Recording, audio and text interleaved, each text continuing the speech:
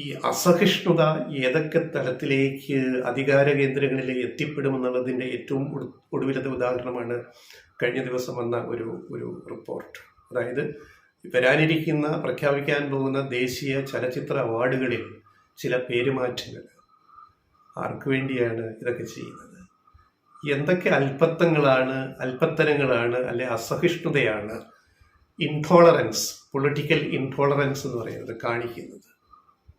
മുൻ ഭരണാധികാരികൾ നടപ്പാക്കിയതിനെ എല്ലാം തുടച്ചു നീക്കിയിട്ട് വേറെ പുതിയതോരോന്ന് കൊണ്ടുവരാം എന്ന് വിചാരിക്കുന്ന ആ ഒരു രീതിയുണ്ടല്ലോ, അത് അവസാനം പ്രകടമായത് ദേശീയ ചലച്ചിത്ര അവാർഡ് പ്രഖ്യാപിക്കുന്നതിന് മുമ്പുള്ള ചില പരിഷ്കാരങ്ങളാണ്. അതായത് പ്രധാനപ്പെട്ട 2 അവാർഡുകളുടെ പേര് മാറ്റി. ഇന്ദിരാഗാന്ധി അവാർഡും നർഗീസ് ദത്ത് അവാർഡിൻ്റെ പേര് മാറ്റിയിട്ട് ഒരു അഴവിടമ്പൻ പേര് കൊടുത്തു. എന്തിനാണ്? ആർക്കു വേണ്ടിയാണ്? എന്താണ് ഈ സംഭവിക്കുന്നത്? ഇപ്പോൾ വൈകാതെ അവാർഡുകൾ പ്രഖ്യാപിക്കും. അതിന് മുന്നോടിയായിട്ട് കേന്ദ്ര ഗവൺമെൻറ് എടുത്ത തീരുമാനം പുറത്തു വന്നു. അതാണ് ഇപ്പം മനസ്സിലാക്കുന്നത്. ഈ ദേശീയ ചലച്ചിത്ര പുരസ്കാര സമിതിയുടെ ശുപാർശയിലാണ് കേന്ദ്ര സർക്കാർ ഇതിനിപ്പോൾ അന്തിമ അംഗീകാരം കൊടുത്തു കഴിഞ്ഞത്. പറഞ്ഞാൽ ഇതിപ്പം നടപ്പാകാൻ പോവാണ്. ഈ ദേശീയ ചലച്ചിത്ര പുരസ്കാര സമിതിയിലെ മലയാളിയായ ഒരു അംഗമുണ്ട്, ഏക മലയാളി, നമ്മുടെ സംവിധായകൻ പ്രിയദർശൻ. അദ്ദേഹത്തിൻ്റെ കൂടെ നിർദ്ദേശപ്രകാരമാണ് ഈ തീരുമാനങ്ങൾ കേന്ദ്ര ഗവൺമെൻറ് അംഗീകരിച്ചിരിക്കുന്നത്, ഈ ഒരു കമ്മിറ്റിയുടെ തീരുമാന സമിതിയുടെ. പ്രിയദർശൻ സംവിധായകൻ എന്ന നിലയിൽ അതിനപ്പുറത്ത് അദ്ദേഹത്തിൻ്റെ രാഷ്ട്രീയം എന്താണെന്ന് പല ഘട്ടങ്ങളിലായിട്ട് നമുക്കിപ്പോൾ വ്യക്തമായി വന്നിട്ടുണ്ട്. പ്രിയദർശൻ്റെ രാഷ്ട്രീയ ലൈൻ എന്താണെന്ന് നമുക്ക് വ്യക്തമായിട്ട് മനസ്സിലാക്കാം. നമ്മളത് പ്രത്യേകിച്ച് പറയേണ്ട ആവശ്യമൊന്നുമില്ല. പിന്നെ ഇവിടെ ഈ തീരുമാനം വന്നതോടുകൂടി പ്രിയദർശനിൽ ഇടപെട്ടു എന്ന് അദ്ദേഹം തന്നെ സമ്മതിച്ചിട്ടുണ്ട്, ചില നിർദ്ദേശങ്ങളെ കൊടുത്തിട്ടുണ്ടെന്ന് അദ്ദേഹം പറഞ്ഞിട്ടുണ്ട് ഇതിന് ശേഷം. അപ്പോൾ ഈ 2 അവാർഡുകൾ, മികച്ച നവാഗത സംവിധായകനുള്ള അവാർഡാണ് ഇന്ദിരാഗാന്ധി നാഷണൽ അവാർഡ്. മറ്റേ ഏറ്റവും മികച്ച ദേശീയോദ്ഗ്രഥന ചിത്രത്തിനുള്ള സിനിമയ്ക്കുള്ള അവാർഡാണ് നർഗീസ് ദത്ത് അവാർഡ്. ലളിതമായി പറയാവുന്ന 2 പേരുകൾ, 2 നല്ല അവാർഡുകളുമാണ്. എല്ലാ വർഷവും കൊടുക്കുന്ന ശ്രദ്ധിക്കപ്പെടുന്ന അവാർഡുകളാണ്. നവാഗത സംവിധായകൻ, മികച്ച സംവിധായകന് ഇന്ദിരാഗാന്ധി അവാർഡ്, മികച്ച ദേശീയോദ്ഗ്രഥന ചിത്രത്തിന് നർഗീസ് ദത്ത് അവാർഡ്. ആ 2 പേരുകളുമാണ് ഇപ്പോൾ എടുത്തു കിടക്കുന്നത്. എന്തിനു വേണ്ടി? ആർക്ക് വേണ്ടി? ഇതുകൊണ്ട് എന്ത് ഗുണമാണ് ഈ നാടിനുണ്ടാവാൻ പോണത്? അല്പത്തരം എന്നല്ലാണ്ട് എന്താ ഇതിനെപ്പറ്റി വിളിക്കേണ്ടത്? ഇനി പുതിയ പേരെന്താ കൊടുത്തിരിക്കുന്നത്? അതാണ് രസം. ആദ്യത്തേന് ഈ നവാഗത സംവിധായകൻ ഇന്ദിരാഗാന്ധി അവാർഡിന് പകരം കൊടുത്തിരിക്കുന്ന പേര് ഒരു മികച്ച സംവിധായകന്റെ നവാഗത ചിത്രം. എങ്ങനെയുണ്ട്? ഗംഭീരമായല്ലോ. ഒരു മികച്ച സംവിധായകന്റെ നവാഗത ചിത്രം. പറയാൻ വായി കൊള്ളില്ല, നാക്ക് വഴങ്ങി കിട്ടത്തില്ല, ഇതൊക്കെ ഇപ്പോഴും പറഞ്ഞു തീർക്കാം. രണ്ടാമത്തെ അതിലും ഗംഭീരമാണ്. രണ്ടാമത്തെ എന്താണ്? നർഗീസ് ദത്ത് അവാർഡിന്, ദേശീയോദ്ഗ്രഥന ചിത്രത്തിന് നർഗീസ് ദത്ത് അവാർഡ് ഇന്നതെന്ന് ഇന്നയാൾക്കെന്ന് പറയാൻ എന്തെളുപ്പമായിരുന്നു. അതിന് പകരം ഇപ്പോഴത്തെ കേട്ടുകൊള്ളുക പുതിയ പരിഷ്കാരങ്ങൾ. ഈ പ്രിയദർശനോടെ പങ്കെടുത്ത സമിതി നിർദ്ദേശ പരിഷ്കാരമാണ്. എന്തൊക്കെയായിരുന്നു? അതായത് ശ്രദ്ധിച്ച് കേൾക്കണം നമ്മുടെ പ്രേക്ഷകർ.